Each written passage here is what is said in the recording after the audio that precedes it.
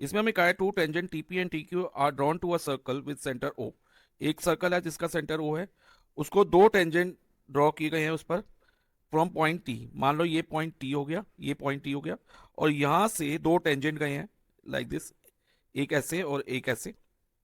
ठीक है, एक हो गया टी पी और सेकंड टेंजेंट हो गया T Q from external point T लिखा हुआ है। Prove that P T Q is twice O P Q. P T Q ये वाला एंगल है। अब ट्वाइस ओ पी क्यू क्या है, ध्यान से समझना। इसके लिए आपको पहले पी क्यू को ज्वाइन करना होगा और साथ में ओ पी को। तो ये वाला एंगल जो होगा ना, दिस वन, ये एंगल ओ पी क्यू होगा। हमें ये शो करना है जो पी टी क्यू है इस ओ पी क्यू का डबल है, ट्वाइस है, ट्वाइस ओ पी क्यू। तो पहले हम गिवन और ट्रू प्रूफ लिख देते हैं, उसके बाद प्रूफ करेंगे। अब प्रूफ में बच्चा ध्यान देना, हम पहले यहाँ पर क्या करेंगे, एक एंगल वन मार्क कर लेंगे फिगर में, टी पी क्यू एंगल को, और टी क्यू पी एंगल को एंगल टू मार्क कर लेंगे। ये दोनों angle triangle T P Q में है। ओके, हम चाहे तो फुल नेम भी ले सकते हैं, नहीं, और या फिर इनको नेम करके आसानी से कर सकते हैं। तो ध्यान से समझना।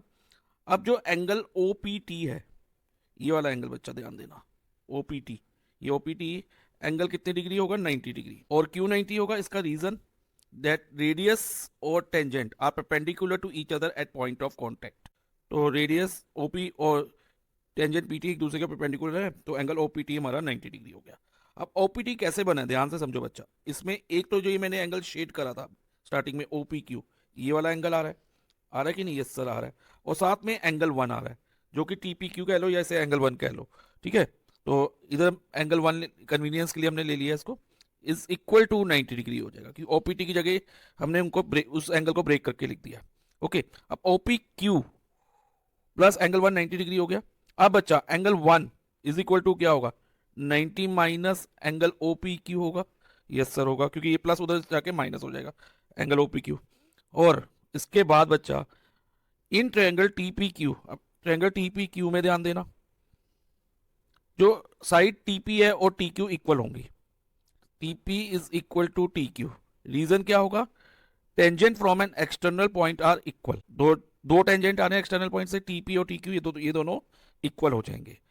अब बच्चा ध्यान दो, इस ट्रायंगल में, टीपी क्यू ट्रायंगल में, टीपी साइड के सामने एंगल टू है, मैं एरो से शो कर रहा हूं, और टीक्यू साइड के सामने एंगल वन है कि नहीं, यस सर है।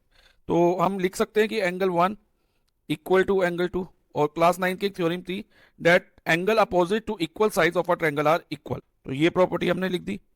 अब एंगल वन और टू इक्वल हो गए, तो angle one 90 minus OP Q था, तो इससे एंगल टू भी हमारा 90 माइनस एंगल ओपी क्यू हो जाएगा, क्योंकि ये दोनों एंगल वन और टू इक्वल हैं। अब in triangle TP Q, triangle TP Q में एंगल सम प्रॉपर्टी लगाएं तो हमें क्या मिलेगा, angle one plus angle two plus angle P T Q is equal to 180, angle sum properties of triangle. ठीक है, अब एंगल वन हमारा 90 माइनस ओपी क्यू है, angle OP Q, angle two भी 90 माइनस एंगल ओपी क्यू है, plus angle P T Q is equal to क्या हो जाएगा, 180। अब बच्चा हमें वैल्यू किसकी चाहिए, पी टी क्यू को की चाहिए ना, हमें ये प्रूव करना है कि P T Q is twice OP Q. तो हमें क्या करना होगा, एंगल पी टी क्यू निकालने के लिए जो बाकी जितनी भी टर्म है पी टी क्यू को छोड़ के उसको 180 के साथ शिफ्ट कर दो। तो 180 माइनस प्लस 90 इधर है, तो इधर आके माइनस 90 हो जाएगा, माइनस ओपी क्यू इधर आके प्लस एंगल ओपी क्यू हो जाएगा, फिर प्लस 90 ये वाला भी यहाँ के माइनस 90 हो जाएगा। ओके, और माइनस ओपी क्यू इधर आके प्लस ओपी क्यू हो जाएगा। ओके, अब P T Q is equal to 180 में से 90 माइनस करेंगे तो 90 आएगा, देखो जो मैंने अंडरलाइन किया, और फिर 180 माइनस 90 90 हो गया, और इस 90 को 90 से माइनस करेंगे तो 0 होगा, यानी कि ये पूरी टर्म कट जाएगी, और क्या बचेगा, O P Q plus O P Q.